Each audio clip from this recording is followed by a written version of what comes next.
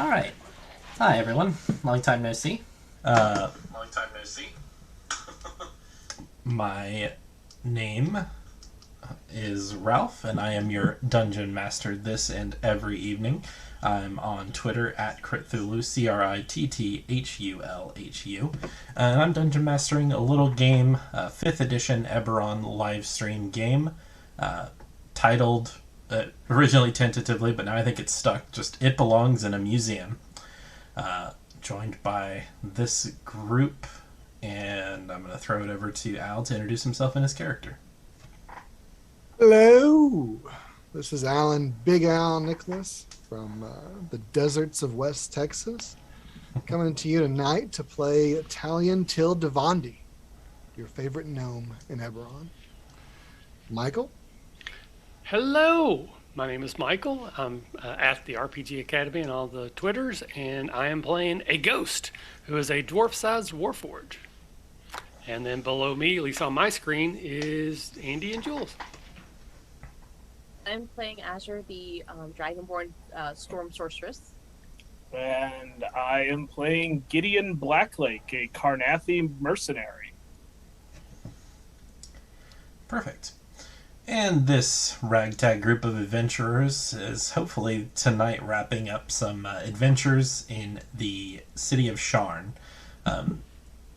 Not the capital of Breland, I think that actually falls to rote, but nonetheless the largest city, a city of towers, a city right now in the throes of the celebration of one of Doldorn's highest holy days, Brightblade. It is actually the evening before Brightblade, and all through the city. Not a creature is stirring. No, I don't have a rhyme. That's for all the people at the Bloodsport arenas. Right, exactly. Throughout the city, yes, exactly. There are a number of prize fights occurring. There's wrestling and all manner of physical competition, athleticism, combat. These are the virtues of Doldorn. Particularly, we're opening with this group in a tavern known as the King of Fire, located on the western side of Sharn in the Middle Dura plateau, specifically the district known as Harith's Folly. The King of Fire, the interior is largely all black stone and brass. It's said to be a representation of the plane of fire itself, Fernia. So there are a number of continual flame sconces stationed throughout, giving a illusory fire light. And in addition to the sconces, a number of tables and chairs have also had this illusion cast upon them. But the crowd in here is particularly raucous, and it's watched over by an ogre bouncer kind of towering over the crowd, making sure that everybody is tipping well and not causing too much of a commotion. Bets are being placed currently for a fight taking place in a makeshift arena. This is usually a sunken pit area that hosts card tables, but the card tables have been cleared away for the evening. And the pit is kind of surrounded by these ashen wood palisades to hem it in. I'm picturing a little bit like the pit in Sherlock Holmes, the first one. Just a little sunken in, a little dirty. Currently, Gideon, you are standing across the pit. From end to end, this is less than 30 feet, so in any given moment, you or your opponent will be a pawn, one or the other. You're just waiting for the organizer to ring a bell, by the ring side.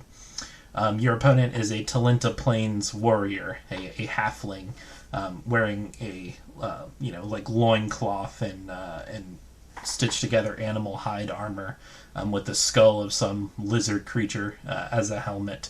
And he's holding a kind of wickedly barbed implement known as a sharash, a wickedly curved blade native to his people. The rest of the party is about 3 floors up from this pit. in a hastily constructed booth, one of several that have been constructed here on the third floor overlooking the pit. And you are also faced with an opponent of sorts. Excusing themselves from your guys' booth were a couple of, relatively nondescript drunkards, and they are replaced with a familiar acid-scarred face of Worf, formerly de Kundarak, an excoriated member of the House Kundarak who has had some dealings with you all in the past. So that Dealings, you mean that Talian robbed him? He doesn't know that. He doesn't know. he doesn't know it. No. Figured it out. He might suspect it, but he doesn't know it. Yeah. It's not what you know, it's what you can prove. Yeah. I just listened to. I don't think he's interested in proving. Yeah. I've been listening through the last couple of episodes, so I know how much you all placed bets with regards to the outcome of this, and I also know a ghost that your divination rolls for the day were a 4 and a 5. Okay, thank you. Not a Glad you- problem. I was just listening to that episode before we started. That being said, Gideon, why don't you go ahead and roll for initiative for me?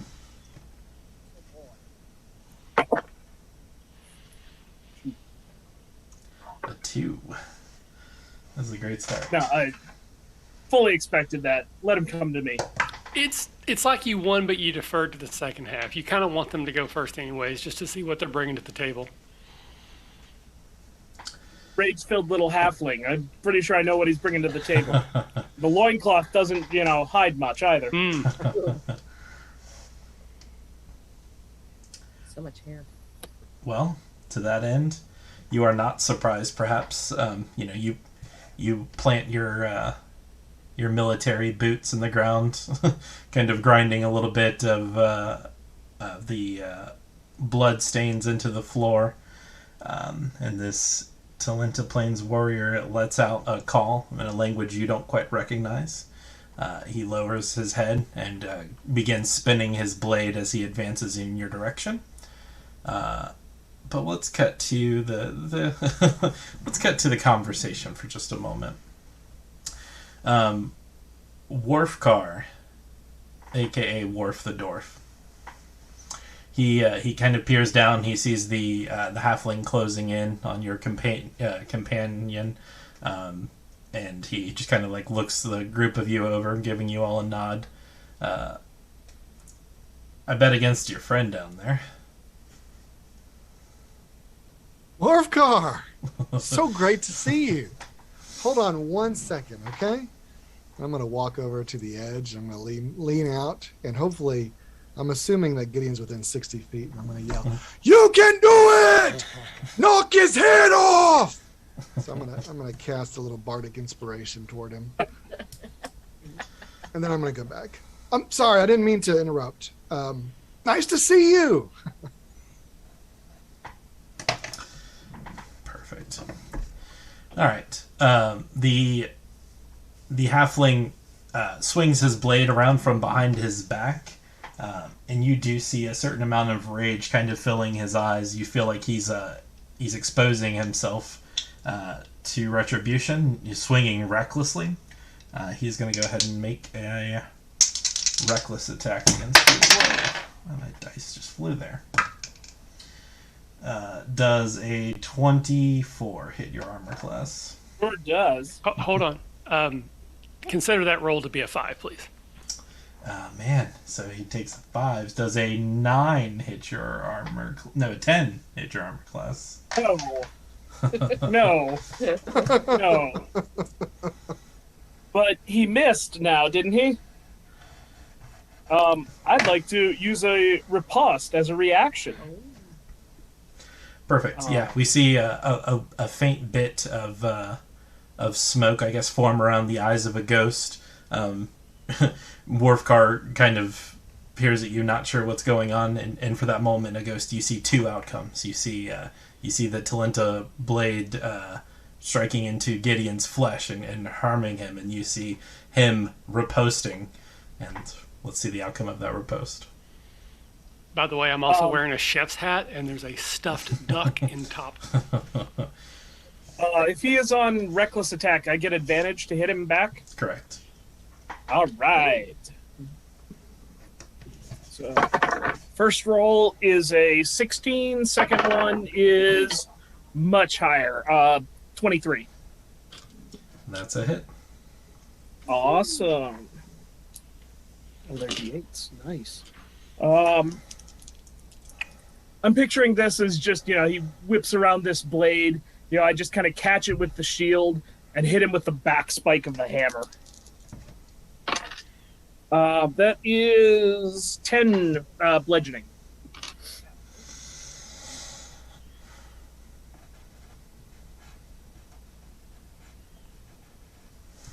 Okay. Yeah. You swing through with the peen of the hammer. That's what the back part of it's called. And and you catch him in about the torso, knocking him with 10 points off of his halfling feet for just a moment. He kind of hand springs to the side and regathers, bringing his blade back up. But you can see, like I said, he overexerted himself, so you will have advantage until the start of his next turn. You can still see that he's off balance from this. He does, however, only get to make one attack, so he kind of rights himself and he prepares for your counter assault. Okay. Yeah, go ahead. Take your turn. So, Wolfgar, why would you have bet against Gideon? Starting to wonder that myself. Gideon, you can take your turn, and then we'll cut to a dialogue. Gideon break. is going to use his second of several superior Battlemaster dice here to do a menacing attack. With advantage, that is a 12 or an 11. Those are... you still have a Bardic Inspiration die if you feel the need to cash it in. Is that a D6 or a D8 at this point, Talian? It's probably still a D6. 6 or D8? It's a D6. D6? I will cash that D6. 3 plus 12 is 15. That's a hit. Aha! All right. He is going to take... Ooh, that's even better. That is 16 bludgeoning, and he needs to make a wisdom save. What happens if he fails? Yeah, menacing He's attack. frightened. Oh. Ah. Let's see. Wisdom. Not his strong suit. He's got a +0 to the roll. I got an 8 on the die, so... That's not going to cut it. He is frightened Frightened. until... Scared the poop out of him. until the start of your next turn, end of your next turn. Until the end of my next turn.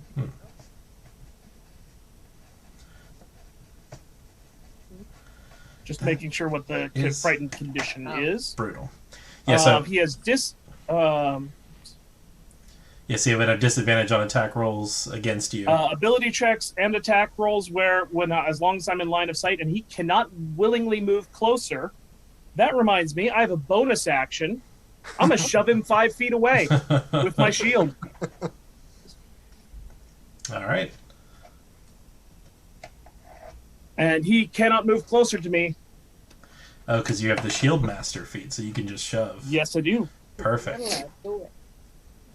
Well, that's from the frightened, but the shield master let me push him away. Wow. Brutal. So you If I have any, ability, I will play up the crowd. I just landed a solid hit. I just flung the little halfling across the battlefield. Yeah, just go ahead and make an intimidation check for me. Actually, not very good at that at all. 12? I mean, regardless of how good or not you are, with the show of force that you just put on, the halfling kind of regaining his feet, you can see that he's taken a measure of you, a slight smile, kind of pulling up the corner of his mouth there for a moment before you cut viciously or bash viciously against him, and then with your shield nudge him backwards. You can see that he reaches for a boomerang off the back of his belt, and he's looking still just a little concerned, and a little bit of a large bruise just kind of showing under his hide and everything, under his hide armor. Cutting back to Worfcar. Worfcar just kind of looks up from what he sees below and just kind of sighs, and he says, "I wanted to let you all know that I have filed a suit in the Brellish courts against Esco Bezelwick to recoup losses from an effectively deceased business partner. And I've informed my barrister that your group may be aligned with Bezelwick or perhaps the Zill government itself to deprive me of rightful compensation." Us? Why would you think we had anything to do with whatever you've got going on with the poor deceased Bezelwick? His partner, Verdun Top, is the guy who was turned to stone. Bezelwick is the owner of the museum, but take better notes. You're just killing me here. So how much do you think that you're out because of this?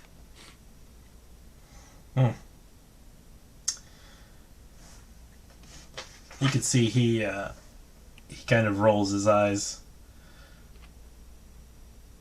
The suit, I've alleged damages, and I can of course justify them to the tune of 500 gold pieces. Are you offering to settle? Oh, no. I was just curious how much you lost on this match also, because it's going to hurt when you don't get that either. Perfect. All right, so we'll cut back down to the blood sport currently in progress. He's just going to huck a boomerang at you. Kumite. He takes another 5-foot step back, and because he can't recklessly attack since it's not a melee weapon, he's just going to throw a boomerang at disadvantage. Pretty decent until a divination roll. Disadvantage on this. Correct. Yeah, I got a 15 and a 13 on the die, unless. Let's see what his bonus would be here.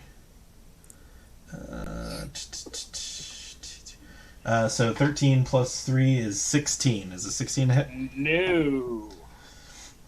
So he pulls the boomerang, and he flings it in your direction. You easily just raise your shield and bat it aside. He takes yet another step back, maybe edging about 10, 15 feet away from you at this point. And he raises his sharash in your direction. That's all he can do. It's your go. We're gonna go ahead and we'll move back into melee range with him, and we will start off with a feinting attack. This gives me advantage. Oh, my word, stars and goddess. This does take my bonus action to do this. I do declare. That is 14 or 13. The 14 is just a hit. All right, spiffy. That's going to be another 13 bludgeoning. Is he still up? Yes, he would be still up. We're going to action surge then. And we're just going to take a normal attack on the action surge. That is a miss. 9. 9 total? Yes, 9 total would be a miss. So you stomp forward, your iron nail boots just kind of ringing out against the stonework, the crowd kind of roaring. I would say you were announced at the beginning of this. So you could there's people starting to pick up and start to cheer your name. Gideon. The halfling was not introduced. There was just kind of a brief moment of hailing from lands unknown sort of situation. I'll outright say you can save face if you yield now. The mysterious stranger. The human spider. He glares at you. He's bloodied, but he's not in dire straits at the moment. You could definitely see, like I said, you probably knocked apart some of the stitching on some of his animal hide, and you can see the black and purple bruise underneath on his torso. Maybe just even like a small drop of blood starting to run from his nose from just internal injuries, getting whacked with a warhammer. He got peened upside the head. That's never good. The courts are slow, and in particular the Zill courts are dreadfully annoying. But I think I'll have my due, and the exact nature of your all's interference in my business will be made clear to me. But would you mind sharing how much you wagered against our friend? I am curious. Make a persuasion check. This is not going to go well. 2 on the die. And 2 on the die? Did you say 2 on the die? Yes. Yeah. I rolled a 2 and I have 0 plus to that, so it's a 2. you can see he kind of glances down at a betting slip, and to that end, you guys there was an attendant assigned to your booth since you guys were given the VIP treatment. So you've all been given betting slips, kind of spelling out how much you have bet. Talian. So I apologize. I am curious about that. What were the odds? So with my 500 gold wager, what will I win if we win? I have that you bet 249, and I just listened to the last episodes. Okay, you're probably right then. It's even odds, so you'll just win. Okay. You'll double your money effectively. Okay. What did I bet? I mean, I bet a coin purse, but I didn't count what was in it. Correct, you didn't. Go ahead and roll 2d20 for me. 2d20. If it's even odds. Yeah, I lost money still. It's fine. Yeah. It's fine. I bet 40 on him, and I bet 80 on the halfling. So I lost my money. It's fine. It's fine. Unless the halfling wins. 19. 19 total? 19 total. Okay.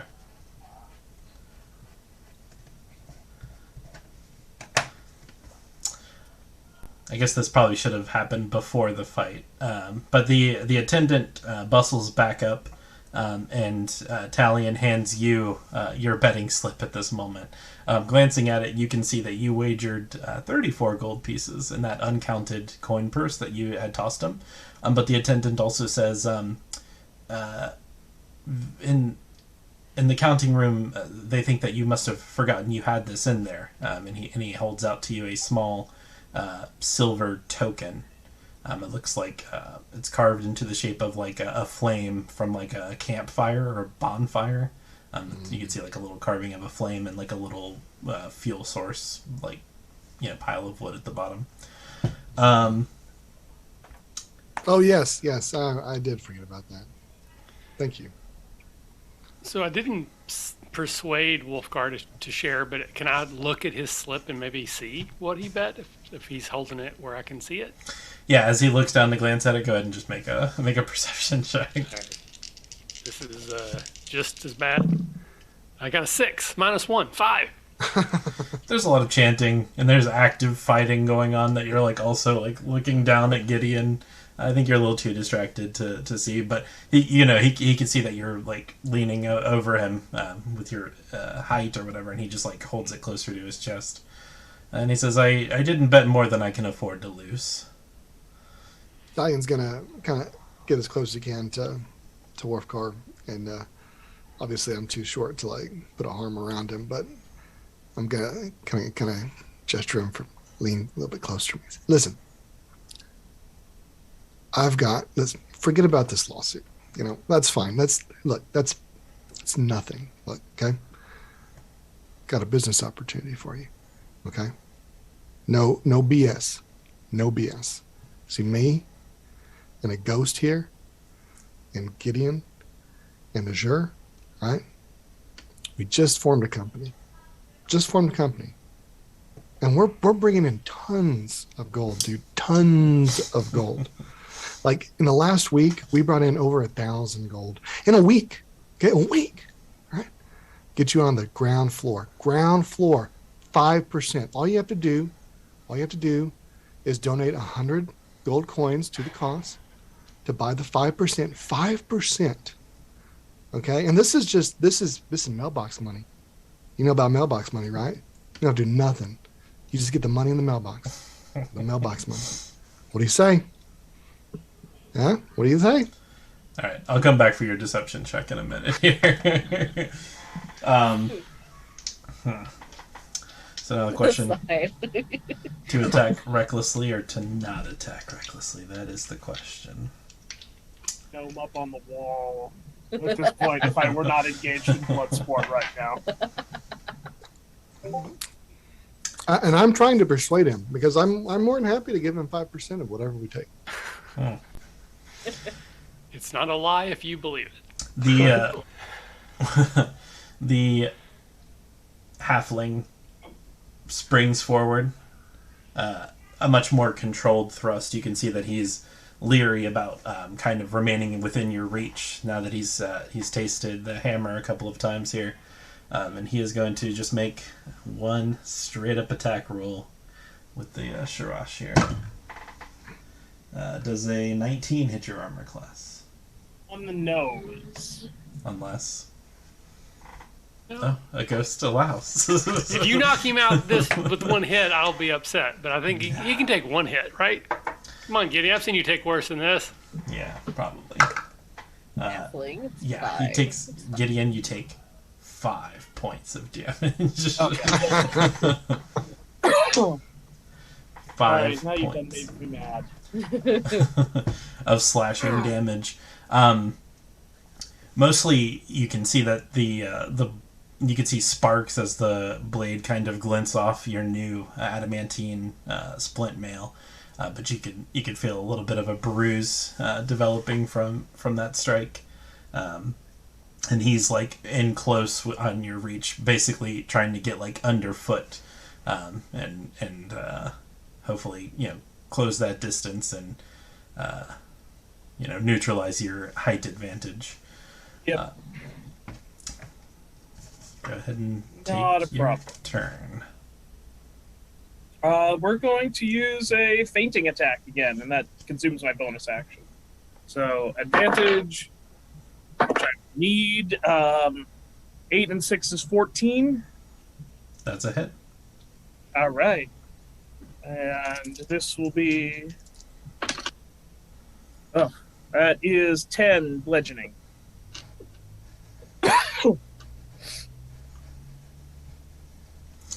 He looks like he can only take maybe another hit of that caliber before. I will. I already used my bonus action. Never mind.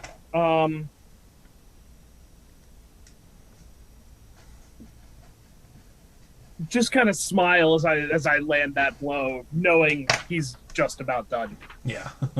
Yeah, like I said, he's twisting and trying to use his footwork to kind of stay as close to you as possible, but you just step back and tee up, swing underhand at him and just clock him again.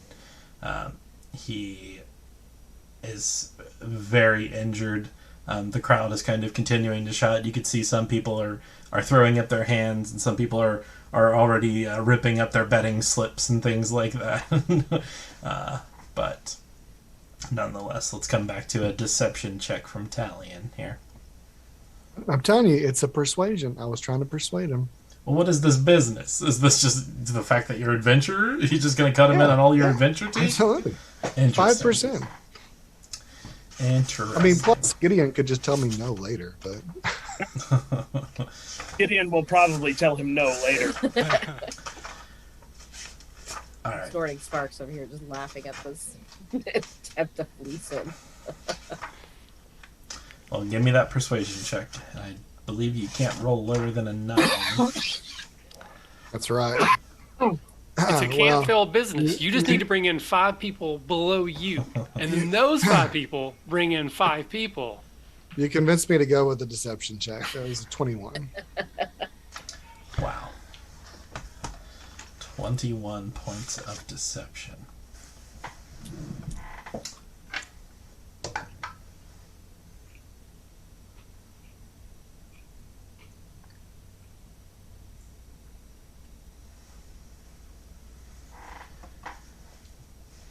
You can see he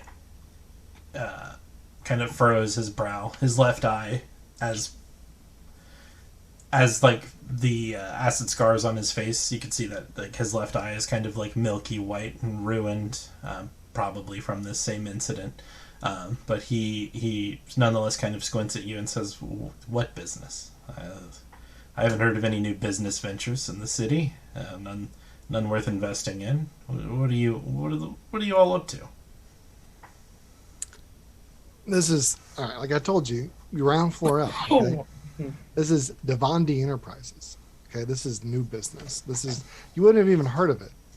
Okay, like this is like 24 hours ago we came up with this idea. We all did together, all of us, all of us together. Devandi Enterprises, obviously named after myself, for a variety of reasons. First of all, clearly, I am the face of the business and the brains behind the business, but also because I have, I have some in as an agent, right? So it makes sense, right? Because of communication, everything else, right? So the idea is really simple, right? The idea is we make money. I mean, we've already made a lot, so we figure we might as well stick together and make more. I mean, it's been pretty easy, right? Ask a ghost, right? A ghost. I look at my slip. I think I'm about to make some money as I look back down on the fight. It's self-explanatory. and for a very, very, you know what? I'll waive the $100. Okay, I'll waive the $100. But if I waive the $100, it's not 5%; it's 2.5. Okay, so that's the difference. $100, 5%. Nothing on the ground floor. I'll still cut you in at 2.5. Okay, and that's just that saves us. Like that saves you. That saves you time in court. You already talked about how freaking boring and slow and monotonous the court is, and it just take forever. Like we could be in court for 30 years, or you could make 30 years of mailbox money at 2.5%. Not to mention, we're about to leave town and head to Droaam anyway, so we're not going to be here. Exactly. We have to send it to you in the mail. The mailbox money is he's right. He's completely correct.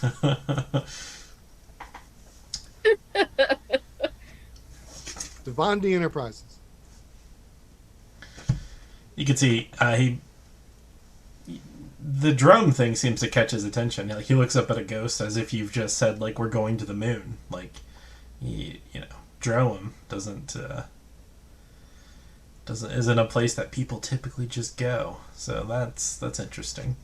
Let's see. I think we're back. We go where the money is. We go where the money goes. Simple as that. I think we're back to untapped market. Yeah, absolutely. I think we're back to the Those top. hags want 5G. I think we're back to the top of the round here. The Berserker, the Talenta Plains halfling, this proud warrior. I think he is going to attack recklessly, knowing even that he's on his last legs here. So let's see. A 19 and a 20. That's perfect. I'm immune to crits, so regular damage. Yeah, but I think a ghost is about to That's what the intervene. adamantine armor does. Do you have disadvantage on that attack? No, attacking recklessly, he has advantage. All right, so I mean, I can only make one of them a 4, which wouldn't matter because the other one's still going to hit. So Yeah. I won't change this. There's no need. Perfect. but it is just unfortunately regular damage. That is a bummer. So he strikes up at you. You can see his nostrils flare as if he's got the scent of his prey. He brings the Talenta Sharash to bear.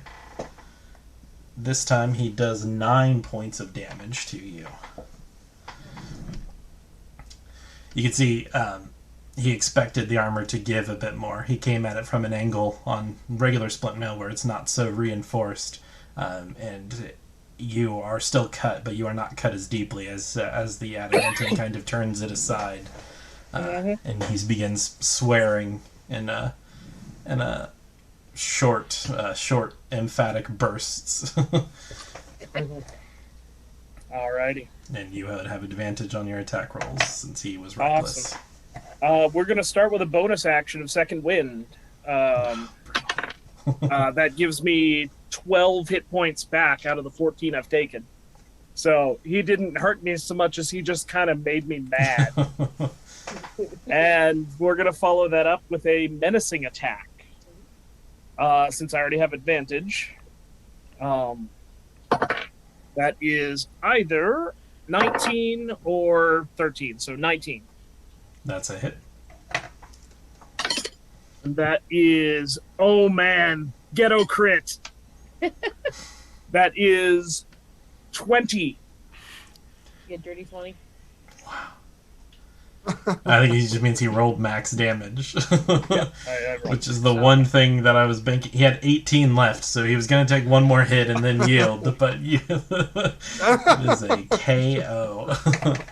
I'm picturing like this halfling just kind of like satisfied. He finally got in a good blow. And I just whip around and hit him with the edge of the shield in the side of the head. Right. And just send him flying across the arena. Yeah. Are you just fiddling around with me or what? I just didn't want you to die embarrassed. I wanted you to think you were doing well. He, yes, his small form slumps against the floor and skitters about, close to 10 feet away from you.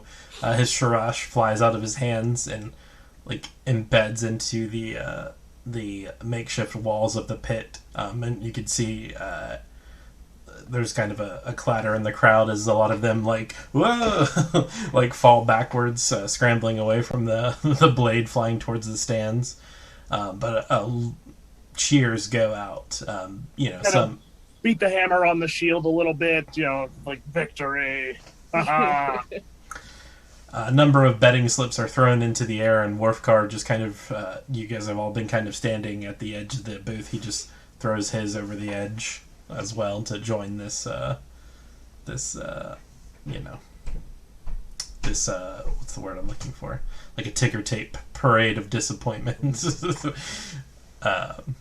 Now I regret not betting that other one. I remember now I saved one just in case, but I should have went for the full 250. In short order, the attendant offers to collect your slips and bring your winnings up to the booth for you all. I would like mine in coppers, please.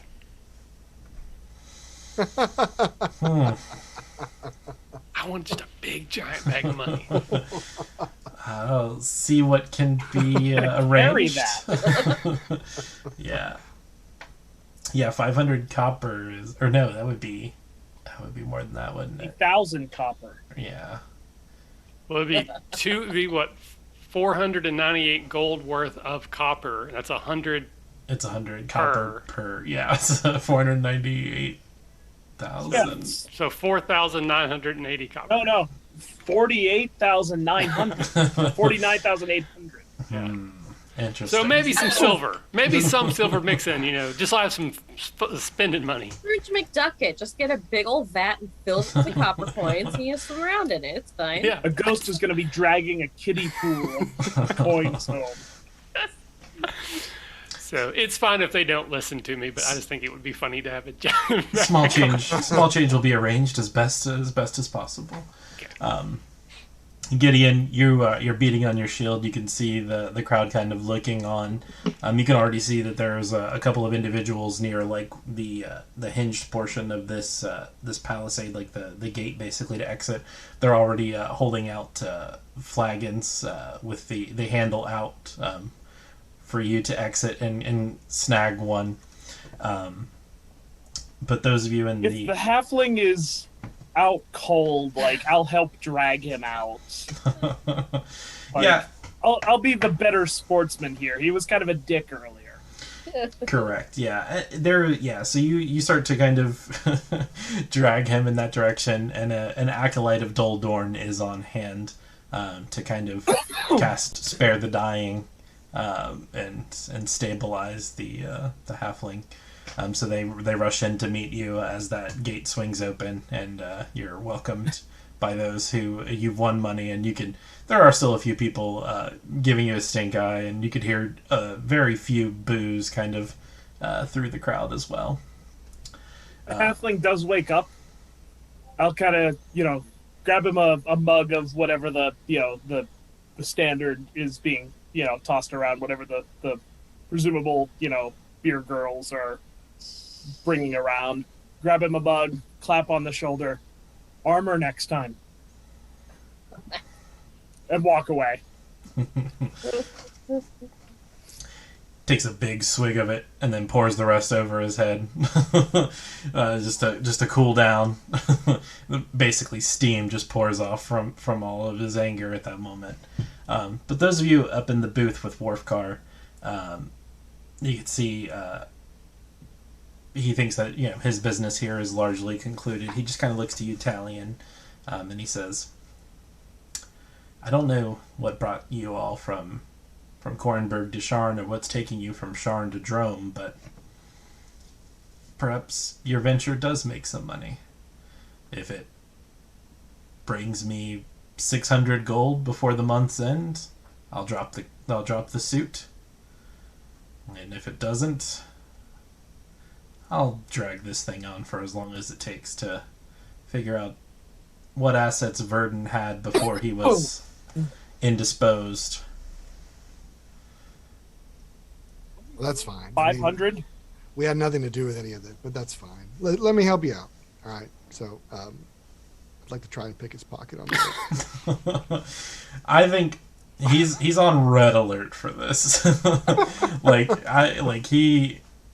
You can certainly try, but you think that... Yeah. Here, let me... Hold on 1 second here.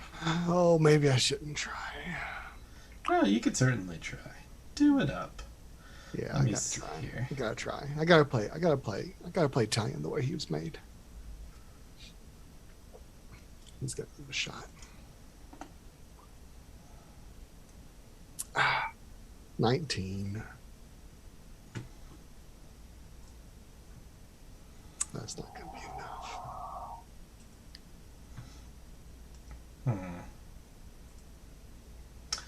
Let me think about how to resolve this real quick. Hold on just a moment. So I was going to say, in theory, it should probably just be opposed by his passive perception, but I was going to give him advantage, which would only add about 5 to his passive, so let's just think about... So, let's see. I might actually have to make up his complete stat block at some point, considering how much you love to oppose him at any given opportunity. It has gone on. A gnome can't help how he's born.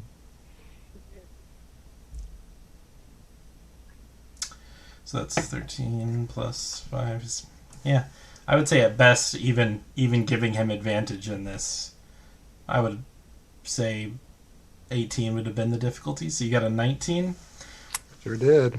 Here's the thing: he has a number of items kind of attached to his belt loops. You can see that he does have a coin purse, indeterminate amount in there at the particular moment. He also has like a small like leather hexagonal portfolio that's like clipped to his belt that looks like the traveling case for identification papers. Pretty standard fare for citizens of the Five Kingdoms and whatnot. And he has his own flagon, basically. The handle is looped around his belt loop as well. So I would say you could go for one of those things. I'm gonna take the flagon. Okay. That's even worse. Yeah. It's kind of a simple simple wooden construction, but whereas the standard would be like iron banding on it and whatnot, this has like silver trappings basically. So or at least silver plated. So it is a little more deluxe. But you just nonetheless somehow slip that handle off of his belt as you are directing him towards the edge, and you quickly kind of hold it behind your back as he turns to look at you, and he says,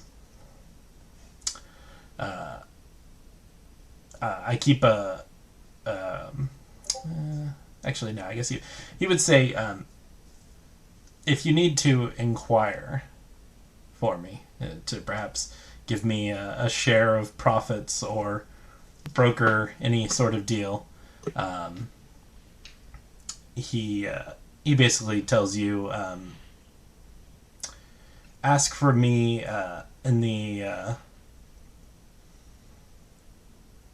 lower Dura. There's a tavern known as the Battered Cog.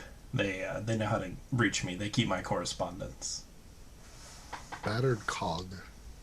Yeah. The lower Dura, I think, you're getting into a little bit of a rough part of town when it comes to Sharn down there. Yeah. So, by reputation, kind of a rough neighborhood, but nonetheless, that's allegedly where his P.O. box effectively is, or that the people there will know where to find him. So that being said, he turns and stalks off, unaware that he's had his load lightened ever so slightly. All right, so Gideon, in Azure, I don't know, you can settle this with Gideon however you'd like, but to re-listening to the last episode, I think Gideon gave you 40 gold to bet on him.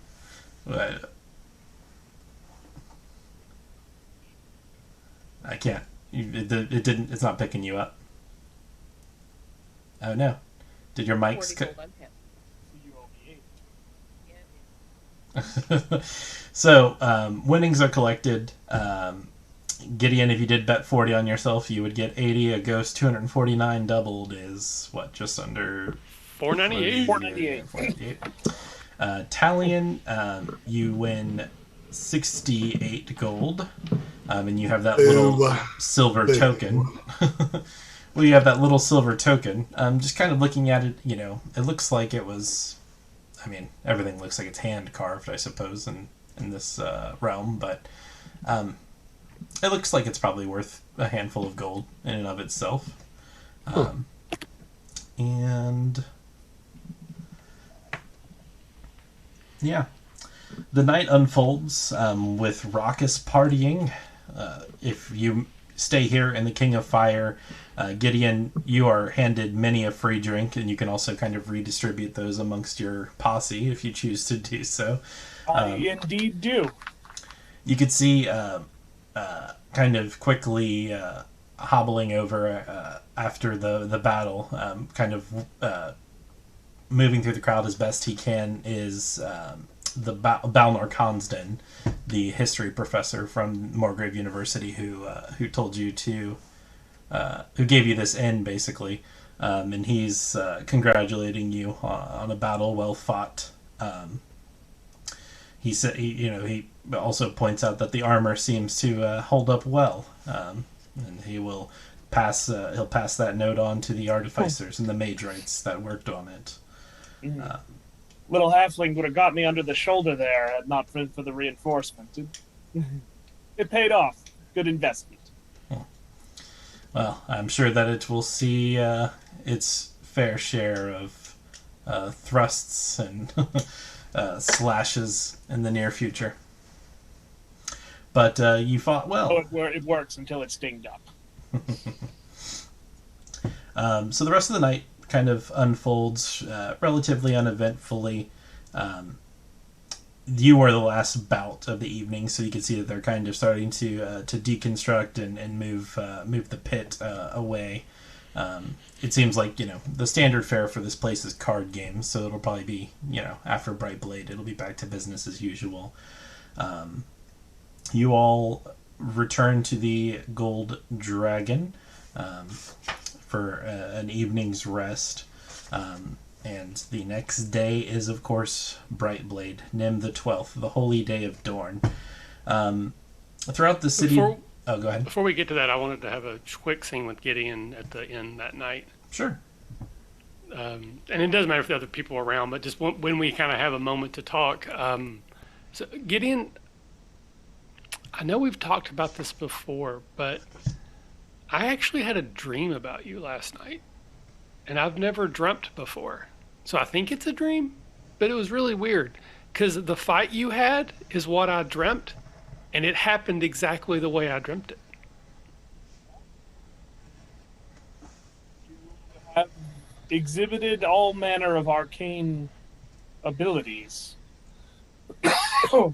And you're an arcane being yourself. Maybe you're tapping into something. I'm no wizard. Well, if I dream anything about you again, I'll let you know. I'm glad the dream came real. Me too, this time. But what if I have a bad dream? You should probably still tell me, because if it's a bad dream, maybe we can avoid it. Interesting. Prophecy. That is interesting. A ghost. I guess we haven't really talked about... I'm just sort of like wildly interpreting my ability as a bit of a future sense in this one off case, yes. Well, yeah. I guess I was going to say we've never really explored your relationship with divination. Like, does a ghost know that he's a specialist in divination, or is this just... Oh, no. Interesting.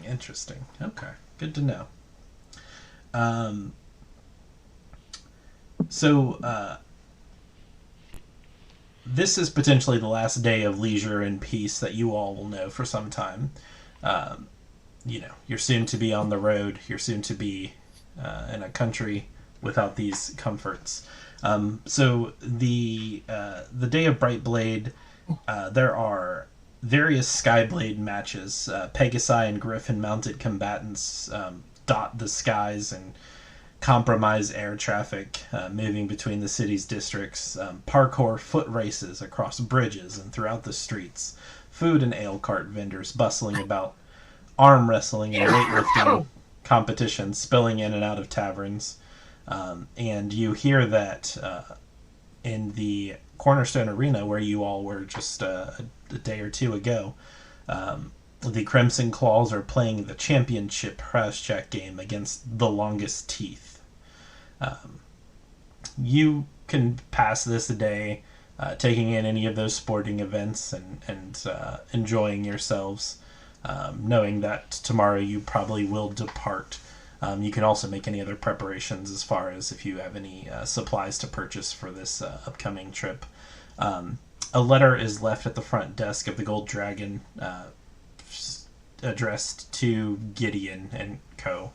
And it looks, for all intents and purposes, as you pass it around and take a look over it, to be a letter of introduction. This is it looks like it's originating from a trading coster, like a group of merchants known as the Three Coins Coster. And it just says that the lot of you, and it just kind of gives names and brief descriptions, have acted as caravan guards for the Three Coins Coster in the past, and that they are assured of your abilities, and they believe that you you are capable of performing an honest day's work for an honest day's pay, essentially. This was part of the cover story that you all had discussed with Kane, as perhaps a means to get you a caravan guarding job into Droaam, just to make you guys less suspicious crossing that border, perhaps.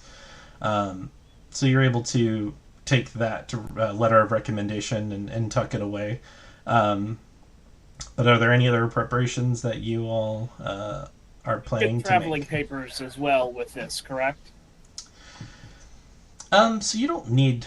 I mean, you don't need a specific visa or anything, I would say, to cross that border. You all have identification papers as part of, as part of being citizens of the Five Kingdoms. I guess a ghost... Talian, with his connections to the government of Zalargo, could have secured some for you. And I guess it would technically list your nation of origin as Seer. But, yeah, I mean, you probably stuffed the identification papers away in your bag and not really thought much about them. But that being said, I mean, no, because you weren't... I think part of Kane's assumption was that if he had given you all secret identities, that a ghost would pretty much ruin that. So you're traveling as yourselves. You're traveling as yourselves, and technically, like I said, you don't need any special permissions to enter Droaam. If anything, you'll be looked at more stringently by the border guards in Breland when you return in this direction. So yeah. So in the morning, I would want to sit down with Tal. So Talian, you're good with money. Would you like me to hold on to some of yours? Can you help me invest this? Like, I want to make sure that I have enough for my education. Like, I'm planning out, I need like a 4-year college sort of stipend. And I've got all this money now, and I don't really know the best way to keep it. I don't think I should just carry it around. That doesn't seem right. So what would you suggest I do to keep my investment secure? Well, I'm glad that you asked, the ghost. I've got a guy I could get you in contact with, and we could set something up. Yeah. Well, could I get the same deal you offered Wolfgar last night? Could I give you 100 gold for change for 5% of our profits? Because that seemed like a really good deal. I'm really surprised you didn't go for it. Well, the problem, I Ghost, is that as one of the four of us, you already get 25% of our profits. So Oh, that's even better. How much do I have to pay you for that?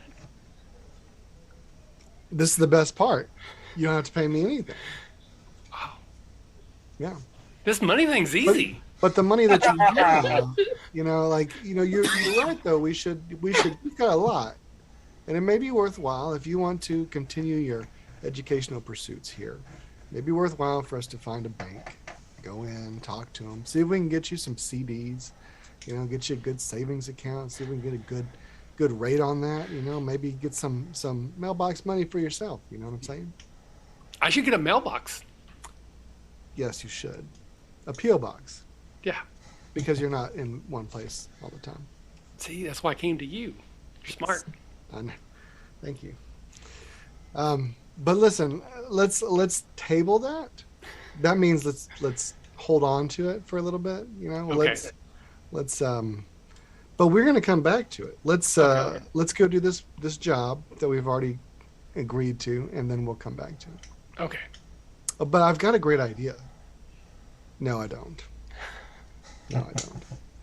Yes, we'll come back to this. We'll come back to this.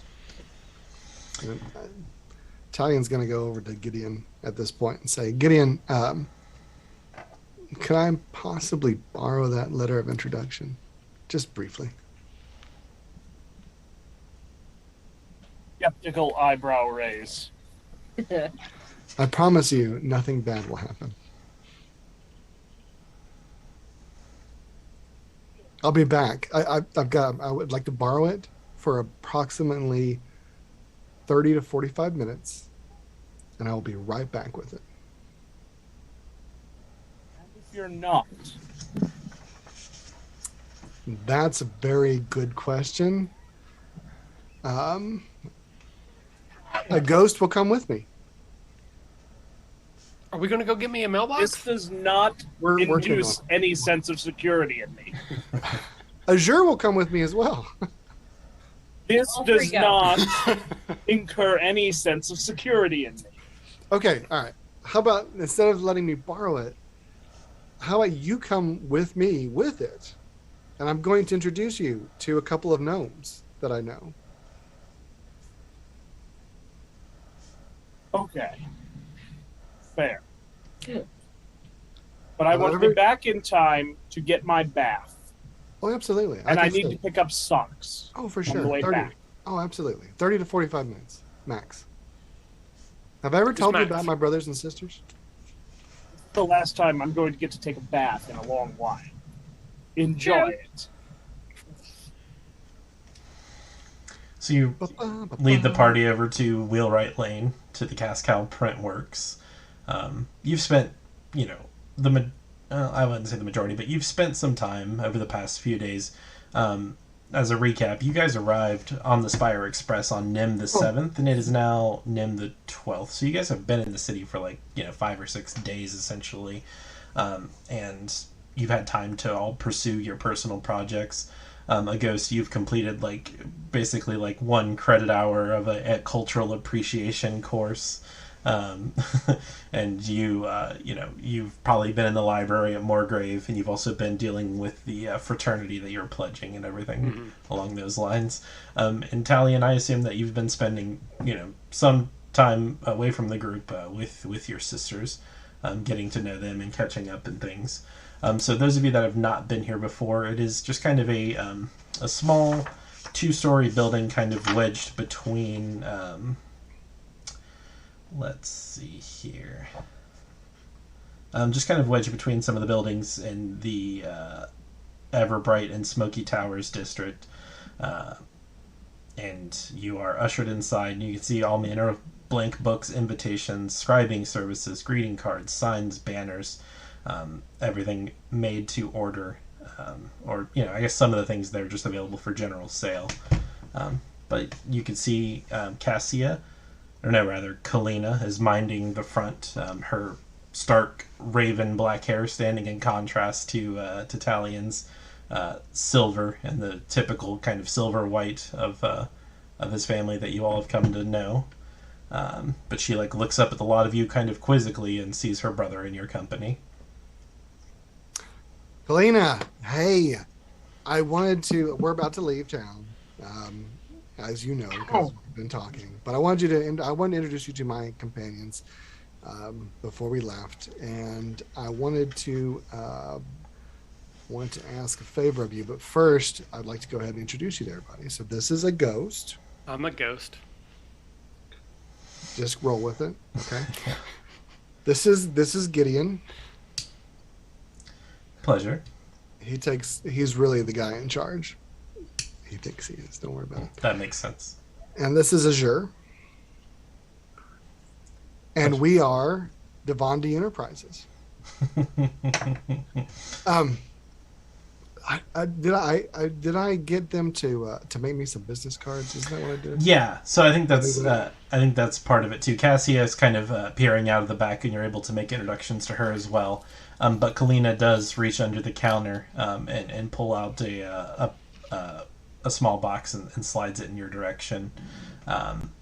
It's cost you about 8 gold, let's say, for these printing services, and you have about 40 business cards here. Perfect. So are you going to describe what those look like, I imagine? So they're really simple, right? I went for a minimalist design. They don't even have they don't have my full name. They just have TDT. Wait, no, what is it? TTD. Yeah, TTD. Yeah, TTD, and it's like a big T and a little T and a big D, right? It's TTD, and then underneath it says an agent of House Civis, and then on the back it says just ask for Talian.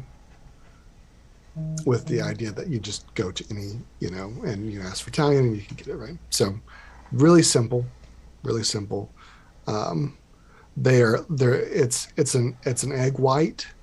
It's an egg white parchment. It's it's not the thickest, but it's not too far from it. Like I didn't want to go to the 15 gold pieces level, but I wanted to make sure that it was distinctive. There's a watermark that you can see if you just if you hit the light just right. The watermark is also TTD, but it's it's a watermark, so it's cool, right? And so I'm just kind of like showing everybody these soft egg white. Oh, and the lettering itself is it's a font that's specific to my sister's printing press because they created it. So it's specific to them. You can't find it anywhere else. Very distinctive font. And the lettering is a dark navy blue. Like it looks black at first, but then whenever you really kind of look at it and flash in the light, you can see that it's blue. It's very nice. Very nice. I could not be more unimpressed. So, and then what I'm going to do at this point, I'm going to say, Gideon, hey, Kalina, we've got this letter of introduction. I was wondering if you could make a copy of it. Nothing illegal. I just would like a copy of it. And if so, how long would that take? Kalina takes it from you, glances at it, and then hands it over to Cassia, who tends to mind the back room a bit more specifically. But she holds it up to the light. There's ever bright, lights in the room and everything, and looks at turns the paper to its side and looks at the stock of the paper and everything, and she kind of looks at you and says, take just a minute or two. We have a process for this, but are we going to get in trouble? Do you? No, not at all. Listen, this is not we're not using it for anything illegal. What I'm going to do is I made a business proposal to an individual here in town, and I just wanted to let him know that we're above board, that we actually have business. We're accredited. We have letters of introduction. We're not just vagabonds. We're Devandi Enterprises. And so I wanted to make sure that he knew that. So I just wanted to make a copy of it, send it to him, send it to him with my card. And I'll put a little note on the card. And I'll give you 10 gold pieces if you can get it delivered to the Battered Cog Tavern in Lower Dura. And it's leave it for Worfcar, okay? Worfcar the Dwarf. And she's scribbling all this down. Or from the train? Yeah. I'll talk to you about it in a minute. Perfect. And so I'm the dwarf from the train investing in us as a mercenary company. Well, I'm not saying he may not. We do have to talk about this, by the way. Let's have this conversation. Yes, we do have to talk about this. We'll have this conversation after this conversation, but I would prefer to have this conversation before we send a message to him and inviting him to invest in us as a mercenary company. Well, he threatened to sue us. I'm giving him an alternative. Cassia has suing us. Cassia has slipped off into the workshop as you guys are having this loud discussion. Exactly. And so as I'm having this side conversation with Gideon, I'm still scribbling on my. I've got one of my. Scowl just continues to increase. I've got one of my cards, and I've flipped it over to the back where there's more white space, and I've written 100 gold pieces equals 5%. 0 gold pieces equals 2.5%, and then underneath that, told you, and then just my initials. I'll outright say at this point, how much is he planning to invest? Well, he's not planning to invest. That's the point. I'm just trying to make sure that he knows that he's losing out. He's missing out on an opportunity.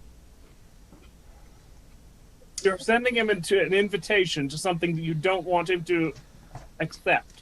Well, he's not going to anyway. You know, listen. He wants. Look, he told us. He told us that for 600 gold pieces, he would not sue us.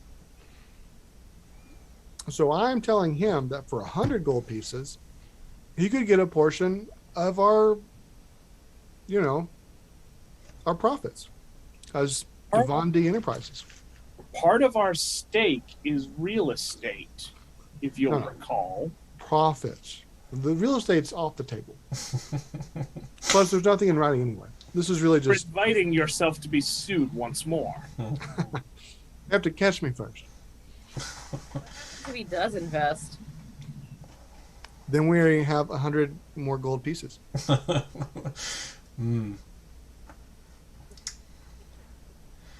Yeah.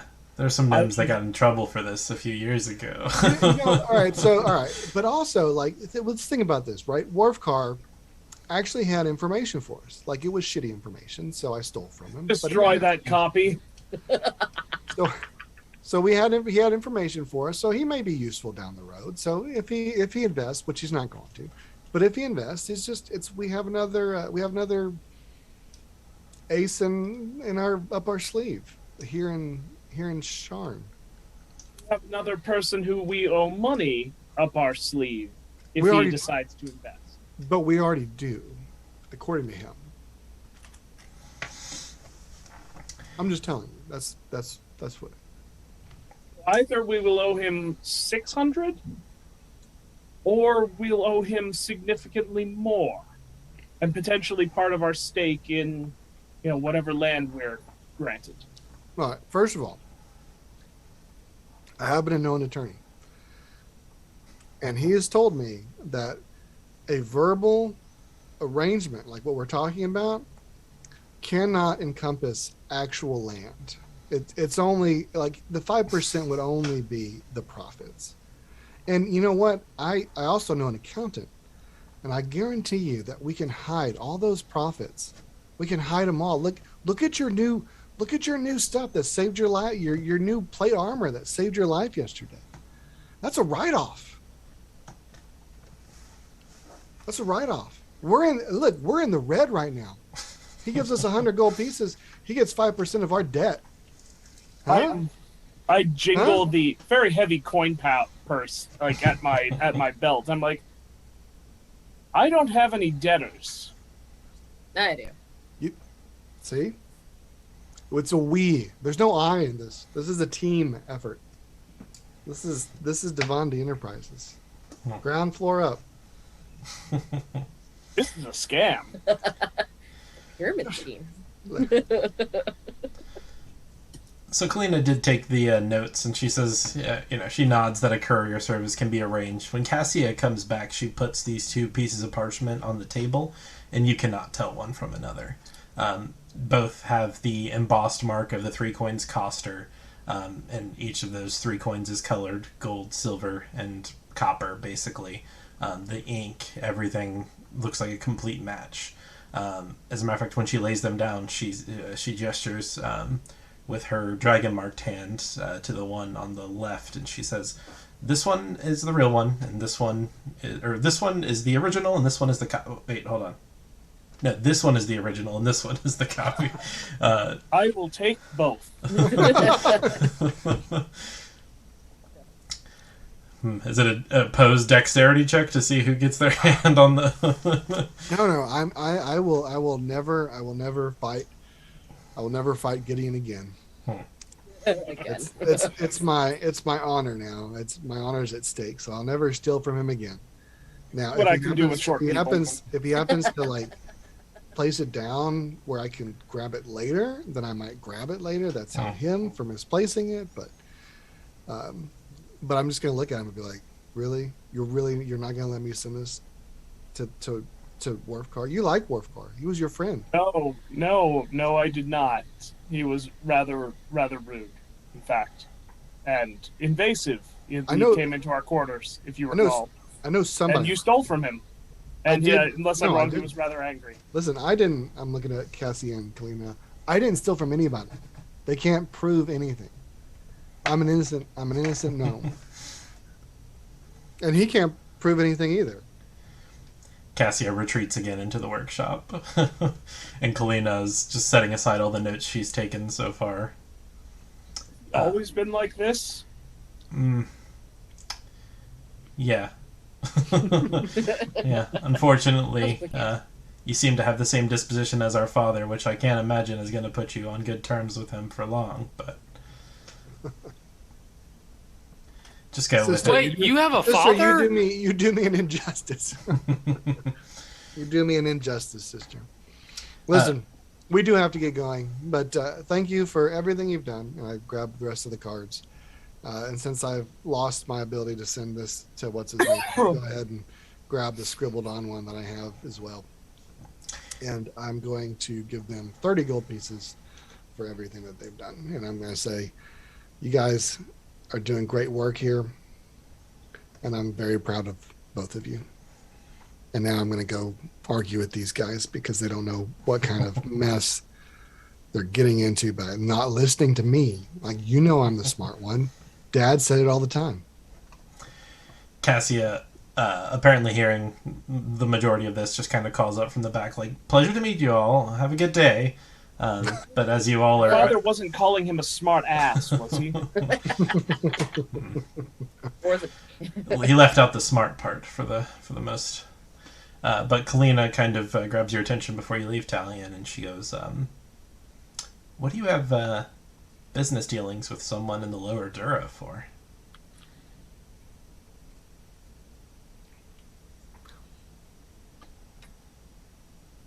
I'm not even entirely sure of that myself. But I'm working on it. Wheels are always spinning. Is there something, let me ask you this. Let me you heard the name, right? Have you heard that name before? This Worf car? Or it's just the lower Dura that's got your ears.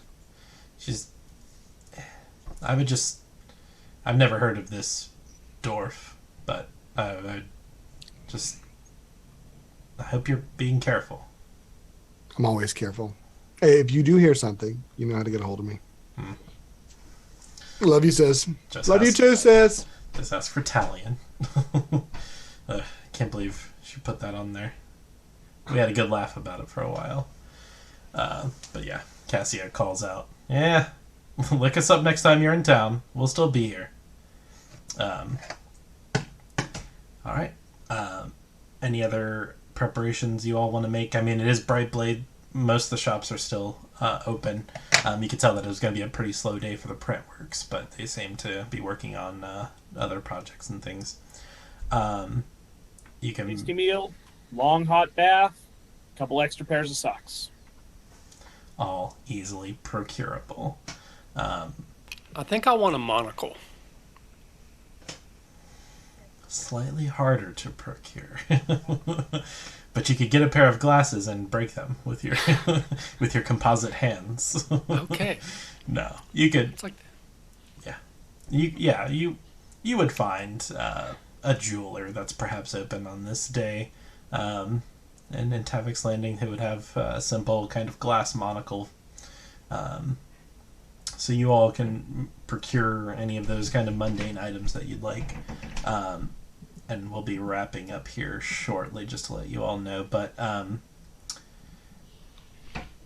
you pass Brightblade, rounding out the end of your kind of leisure and recreation time here in the city of Sharn, accomplishing your personal projects. A ghost, you've survived Pledge Week essentially, so you are now a member of a Margrave University fraternity. yes. You got to tell us the name of it at some point. All right.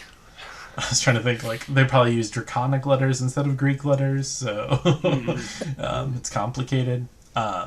Tri-lambs is the first one that comes to mind. But nonetheless, on Nin the 13th, you all are preparing to check out of the Gold Dragon Inn, where you have been residents for the better part of the week. All of your goods from the Margrave University have been delivered. You're suited up and feel well prepared for travel. As part of a way to alleviate the crowds that tend to pack the city during Brightblade, a lot of the tolls and even the train fare at least as far as the city of Rote, is waived, so that the crowds can just, exit the city expeditiously.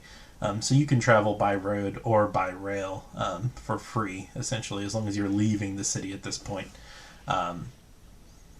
But there is one thing that happens before you all go. As you're all kind of bustling out of the Golden Dragon Inn, Talian, you are perhaps surprised to see Kalina there by herself. Typically, the twins are a package deal. You hardly ever see one without the other. But she does have kind of a bag slung over her shoulder as if she was out to market for supplies or something. And she's swinging by the hotel to see you off. But she kind of beckons to you in a way that kind of suggests she just wants to speak to you alone. Guys, wait 1 second, if you don't mind. Cal, what's up? So you I got failed. my coffee.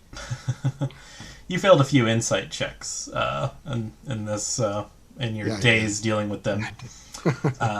And you could see no insight check required to see that Kalina's got a bit of concern on her face at the moment.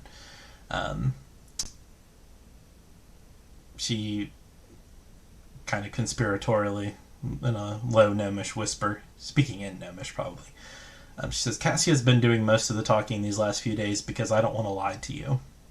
Things have been good. Business was a bit lean at the start, but in the past year we've become more comfortable and settled all of our debts. All but one. And if I tell you this, I don't want it to delay your plans. I know you've got important work that's taking you away from the city. You haven't shared a lot of the details. I don't necessarily know that you can, but regardless, you should still leave today no matter how you may feel. And make of it what you will, but we took some coin from an orc by the name of Untor the Beneficent. He's from the city's lower levels, which is part of the reason I was so concerned when you mentioned the lower Dura. We think that he holes up somewhere down, maybe in the cogs, as low as you can get in this city. But we didn't realize what that meant when we were new to the city, so I don't want you to get swept up in any of that. We made enough to pay him back last summer after the Tain Gala invitations, but he refused to take it and said that he had more use for our services, and that was worth more than a few hundred gold. What does he use you for?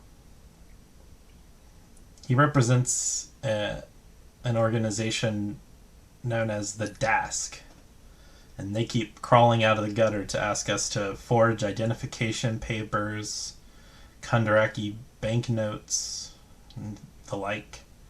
And with Cass's skills and the Dragon Mark, it's not that difficult. But it's dangerous. And it's not something we can just take to the watch. Depending on where you are in the city, they might be in the Dask's pocket, or you're within earshot of someone who is. Plus, we've just gotten mixed up in this.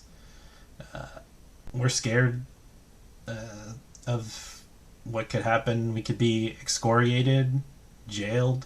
The 12 is no less a bully than these criminals in some ways.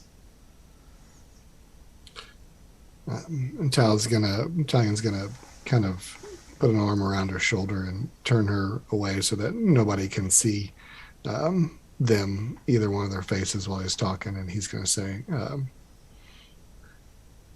listen, Cal, I'm gonna figure something out. But until I do, be safe, do what you're doing, keep your nose low. And these guys behind me, eventually, I'm going to let them know what's going on because I'm probably going to need their help figuring out what to do. But right now, stay low, be safe. I'll come up with something. You promise you'll be safe? Yeah. She nods. Her eyes are kind of watering a bit, and she, takes a deep breath to kind of square her shoulders so nobody from behind can tell that she's a little distraught. But she says, yeah, you said you're making a name for yourself, and I figure you're going to be in a position where someone owes you a favor or something. We can't take care of this ourselves. I think you're the gnome for the job. Just let us know next time you're in the city. And if we have to sit Cassia down and let her know I spilled a secret, well, there's a first time for everything. Don't worry too much about Cass. She's just trying to keep you safe too. So you two stay safe. And I'm gonna figure this out one way or the other. I'm gonna give her a quick peck on the cheek, and I'm gonna turn around and head back to the group. Perfect. She,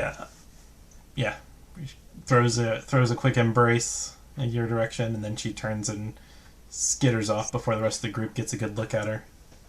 But that being said, Sausage rolls really are better than the bacon rolls. Oh, I haven't tried those yet.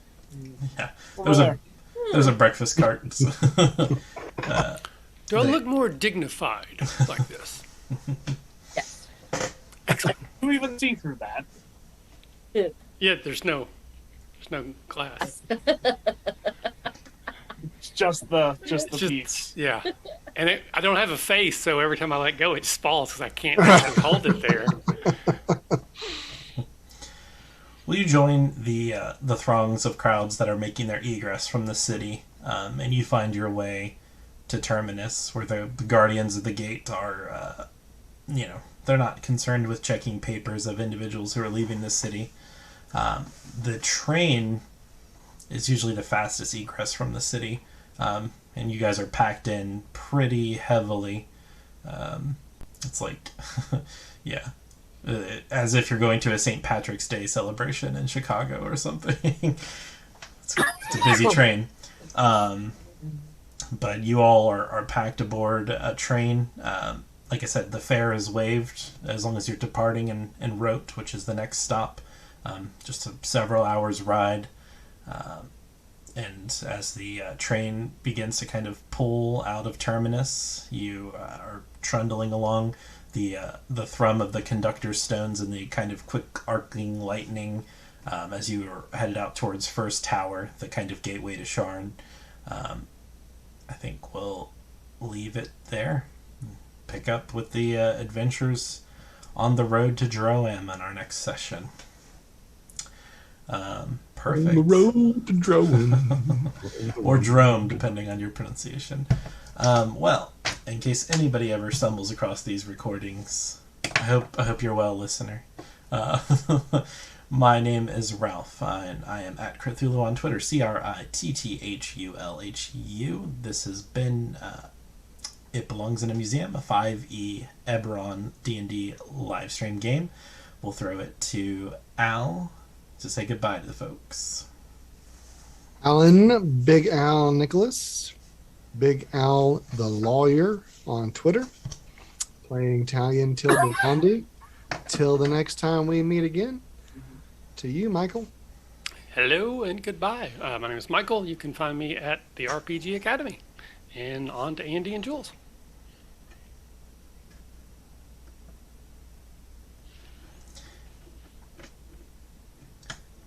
Yes. Champion of There we the go. ring or the King of Fire Arena. At Blackfall Press on all your happy social media stuff. We didn't hear Jules at all. The audio wasn't being picked up. Sorry. Yeah. Jules, been playing Azure the Dragonborn Sorceress.